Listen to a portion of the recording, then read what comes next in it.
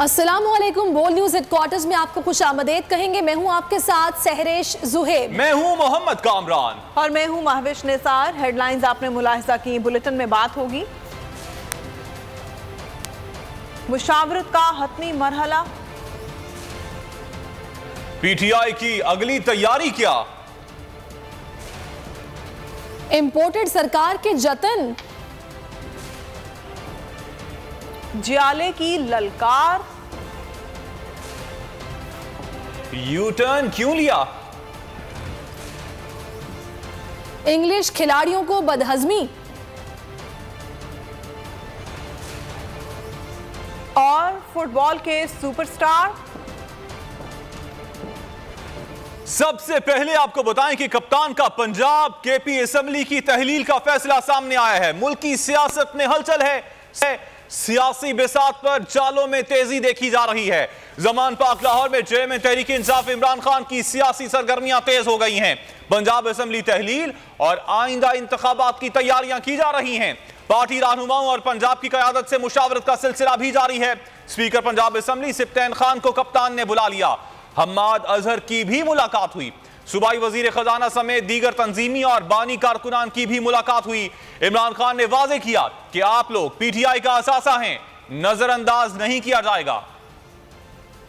इमरान खान की तुर्क की चाल, पंजाब असेंबली की तहलील का फैसला। मुल्क की सियासत में खलबली मच गई। कप्तान ने पंजाब असेंबली की तहलील पर पार्टी रहनुमाओं से मशावरत तेज कर दी। स्पीकर पंजाब असेंबली सिप्तैन खान को कप्तान ने बुलाया। हम्माद अजहर की भी मुलाकात। असेंबली की तहलील और आइंदा इंतखाबात पर मशावरत। हुकूमती कारकर्दगी पर तशवीश का इजहार। मुलाकात के बाद मीडिया से गुफ्तगू में हम्माद अजहर ने कहा, मुल्क के माशी हालात रोज बरोज खराब हो रहे हैं। जरा मुबादला के ज़खायर सिर्फ 8 अरब डॉलर रह गए हैं, लेकिन मौजूदा हुकूमत का मुआशी रेस्क्यू के लिए कोई प्लान सिरे से मौजूद ही नहीं। मौजूदा हुकूमत मुसल्लत हुई बैठी है, जिसकी कतन कोई दिलचस्पी नहीं है मईशत को चलाने में, मुल्क को चलाने में।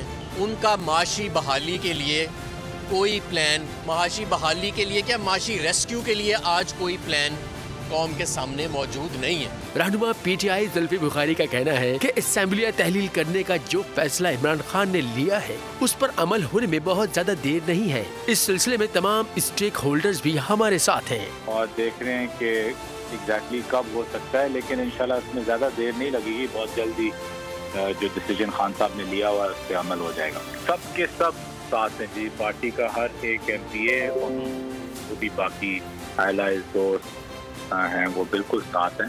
साबिक सूबाई वजीर खजाना हाशिम जमा बख्त और दीगर मकामी पार्टी रहनुमाओं की भी इमरान खान से मुलाकात। इमरान खान ने गुफ्तगू में कहा, आप लोग पीटीआई का असासा हैं, नजरअंदाज नहीं किया जाएगा। इंतखाबात में देरीना और बानी अरकान को मैदान में उतारा जाएगा। तहरीक इंसाफ के चेयरमैन और वजीर आला पंजाब की मुलाकात कल होगी। मुलाकात के बाद तमाम बातें सामने आ जाएंगी। स्पीकर पंजाब असेंबली सिप्तैन खान की इमरान खान से मुलाकात के बाद मीडिया से गुफ्तगू। बोले, वजीर आला पंजाब असेंबली तहलील करने के मौके पर कायम है। इस वक्त सदर पाकिस्तान समेत तमाम लोग एक दूसरे से राब्ते में हैं। मुल्क के चारों सूबों में तमाम जमातों की हुकूमतें मौजूद हैं। बहसीत स्पीकर मेरा फर्ज है कि इजलास को पार्लिमानी रिवायत के मुताबिक चलाऊं। मैटर है, इट्स रिगार्डिंग पंजाब बहुत बड़ा सूबा है, 12-13 करोड़ की आबादी है। आप मिनट टू मिनट या घंटा टू घंटा ना चलें। कल इंशाल्लाह मीटिंग भी हो जाएगी और इंशाल्लाह आपको अच्छी खबरें भी मिल जाएंगी। CM साहब की एक बात में मेरी आप सुन लें कि इसमें कोई इख्तलाफ नहीं है। CM साहब इज़ डिटरमिन्ड कि जो इमरान खान का फैसला होगा, वी स्टैंड अलॉन्ग विद हमारे चेयरमैन के साथ, और जो इमरान खान का डिसीजन होगा चीफ मिनिस्टर पंजाब का चौधरी मोहम्मद इलाही साहब का, वही डिसीजन। देखें, हम सियासी लोग हैं, मुलाकातें तो होती रहती हैं, सबकी होती रहती हैं। शायद किसी और की मुलाकात भी हो जाए, प्रेसिडेंट साहब की भी मुलाकातें हो रही हैं, तो मुलाकातें तो ये तो जमहूरियत की खूबसूरत। पाकिस्तान तहरीक इंसाफ ने आइंदा इलेक्शन की तैयारी शुरू कर दी। इलेक्शन की हिकमत अमली पर काम में तेजी आ गई। हम्माद अजहर की इमरान खान से मुलाकात हुई। बोल न्यूज से गुफ्तगू में कहा कि सेंट्रल पंजाब के अरकान असेंबली की टिकटों से मुताल्लिक गुफ्तगू की है। मुश्किल वक्त में जो लोग साथ खड़े रहे वो हमें याद हैं। मुलाकात में तंजीमी मामलात पर तबादला ख्याल किया। पीटीआई रहनुमा का कहना था कि असेंबलियां तोड़ने का आईनी इख्तियार कोई भी हमसे नहीं छीन सकता। असेंबलियां तोड़ने का हमारे पास आईनी इख्तियार है। जो मेरी मुलाकात थी वो जो हमारा सेंट के 95 सीट्स हैं नेशनल असेंबली की और उससे ज्यादा है प्रोविंशियल असेंबली, तो उसके अंदर हमने जो टिकट्स की फाइनलाइजेशन है MNAs की और MPs की, उसके ऊपर हम गुफ्तगू कर रहे थे। क्योंकि अब हम इलेक्शन मोड में जाने वाले हैं। हम समझते हैं कि सेंट्रल पंजाब जो है अब किला बन चुका है पाकिस्तान तहरीक इंसाफ का। मैं समझता हूँ कि माजी में हमसे कुछ गलतियां भी हुई 2018 में। जाहिर है ये जितनी भी सियासी जमातें होती हैं ये सारे फैसले टिकटों के ठीक ही नहीं करती, क्योंकि 1000-1200 टिकट्स देने होते हैं। लेकिन ये जरूर है कि तो हमारे पास काफी ज्यादा लोगों की परफॉर्मेंस सामने है, जो लोग हमारे साथ खड़े रहे हैं मुश्किल वक्त में, वो भी हमारे सामने सारे फैक्ट्स हैं। तो इंशाल्लाह ताला इस मरतबा आप देखेंगे कि बेहतरीन टिकटिंग।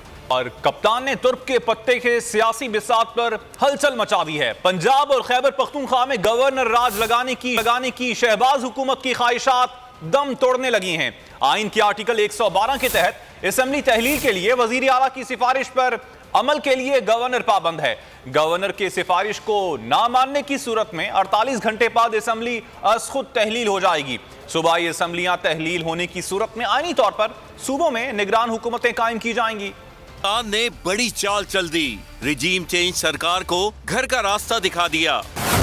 आइन का आर्टिकल 112 कानूनी बिसात पर अपना रंग दिखाएगा। आर्टिकल 112 की शिक 1 के तहत गवर्नर असेंबली तहलील करने के लिए वजीर आला की सिफारिश पर अमल दरामद का पाबंद है। गवर्नर ने अगर वजीर आला की सिफारिश ना भी मानी तो 48 घंटों बाद सूबाई असेंबली खुद तहलील हो जाएगी। आईनी माहिरीन के मुताबिक पंजाब और खैबर पख्तूनख्वा असेंबलियां तहलील होने की सूरत में आईनी तौर पर सूबों में निगरान हुकूमतें बनाना होंगी। आइन के आर्टिकल 224(1) के तहत दोनों असेंबलियां तहलील होने पर निगरान काबीना का तकर्रुर होगा। निगरान वजीर आला का तकर्रुर गवर्नर जाने वाली सूबाई असेंबली के वजीर आला और कायदे हिज़्ब इख्तिलाफ की मुशावरत से करेगा। अगर वजीर आला और कायदे हिज़्ब इख्तिलाफ असेंबली के तहलील होने के 3 दिनों के अंदर किसी शख्स की तकर्रुरी पर मुत्तफिक ना हो तो आइन के आर्टिकल 224 की शिक 1 और 2 के तहत दो नाम स्पीकर सूबाई असेंबली की जानिब से कायम करदा कमेटी को इरसाल किए जाएंगे। ये कमेटी 6 अरकान पर मुश्तमिल होगी, जिसमें हुकूमत और अपोजिशन को मुसावी नुमाइंदगी हासिल होगी।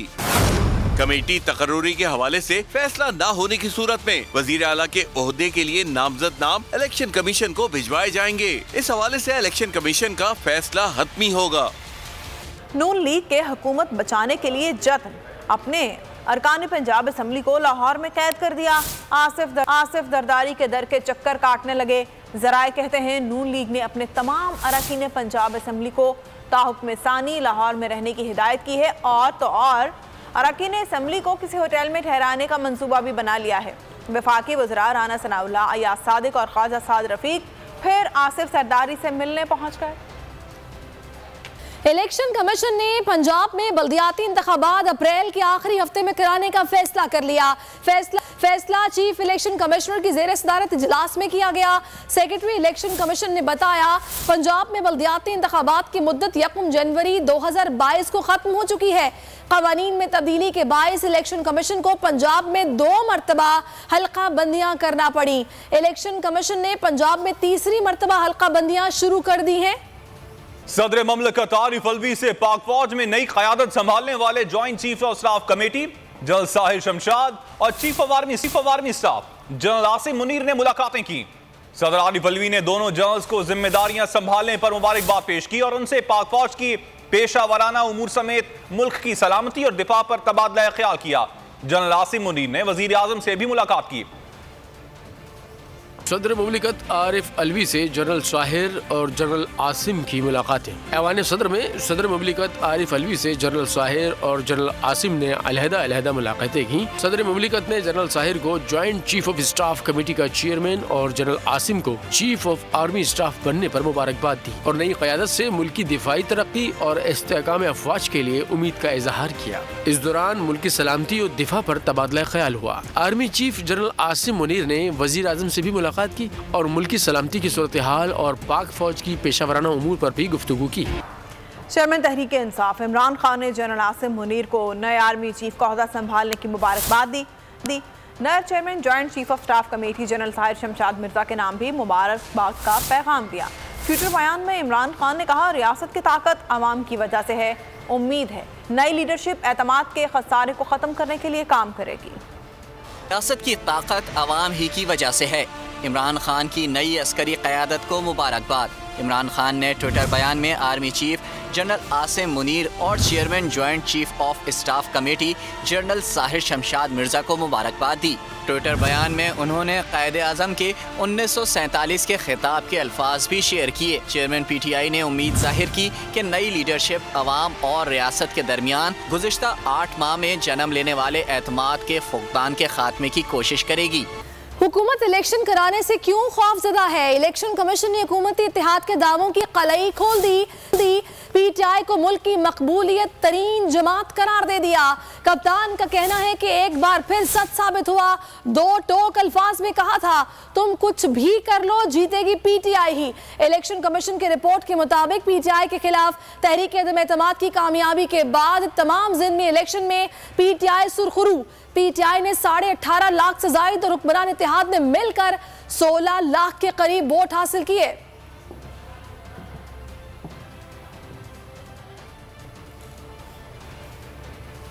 हुकूमत इलेक्शन कराने से क्यों डरी हुई है?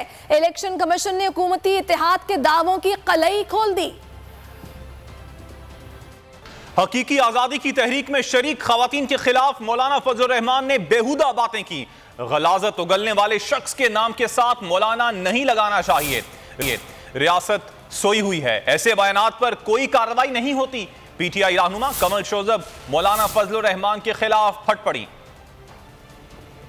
अपने मुल्क की हकीकी आज़ादी के लिए अपना हिस्सा डालने के लिए सियासी सरगर्मियों में हिस्सा लेती हैं, हमेशा उनके खिलाफ निकलती है। और मैं बात कर रही हूँ फजल रहमान की। लफ्ज़ मौलाना और इसकी हुर्मत तकद्दुस को मैं पामाल नहीं करूँगी। हर एरे गैरे गलाजत उगलने वाले शख्स के नाम के साथ सॉरी मौलाना नहीं लग सकता। ना कोई आईनी इदारा बोलता है, ना हमारी रियासत ऐसे लगता है कि कोई सत्तू पी के खसूसी किस्म के और सोई भी है। मेरे खिलाफ पूरी कैंपेन चलाई गई, मुझे धमकियां मेज टेक्स्ट भेजे गए गुमनाम नंबरों से, $50,000 मांगे गए और उसके बाद एक घटिया वीडियो मेरे नाम से मेरी पार्लियामेंट की तस्वीर लगा के चलाएगी। और FIA को पिछले 1.5 महीने से केस दिया हुआ है, राना सनाउल्लाह के अंडर है। और पूरा मरियम का मीडिया सेल ये किरदार कशी में अव्वल होता है, इसलिए एक आने का एक्शन नहीं लिया। बिलावल भुट्टो ने इलेक्शन का इंदिया दे दिया। पीपल्स पार्टी की यौम तासीस पर नशर पाक कराची में जलसा आम से खिताब कहा, इमरान खान का मुकाबला इलेक्शन के मैदान में करेंगे। हमने GA भुट्टो का नारा लगाते हुए 3 आमरों को भगाया। मोहतरमा बेनज़ीर भुट्टो ने नफरत नहीं उम्मीद की सियासत सिखाई है। मैंने हमेशा कहा जमहूरियत हमारा इंतकाम है। तो सियासी मुकाबला करेंगे, हम इनका मुकाबला करेंगे तो बाय इलेक्शंस के मैदान में करेंगे। इनका मुकाबला करेंगे तो हाँ हमारा एहतजाज होगा, हमारा लॉन्ग मार्च होगा। हमने GA भुट्टो का नारा लगाते हुए एक नहीं, 2 नहीं, 3 आमरों को भगाया है। शहीद मोहतरमा बेनज़ीर भुट्टो ने नफरत की सियासत नहीं, मोहब्बत की सियासत में यकीन रखती है। शहीद मोहतरमा बेनज़ीर भुट्टो नफरत की सियासत नहीं, उम्मीद की सियासत में यकीन रखती थी।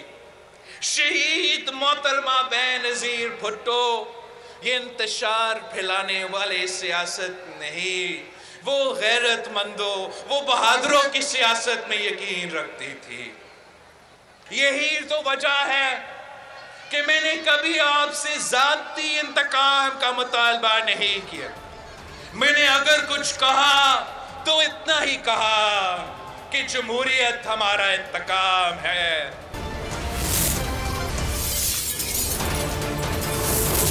News headquarter.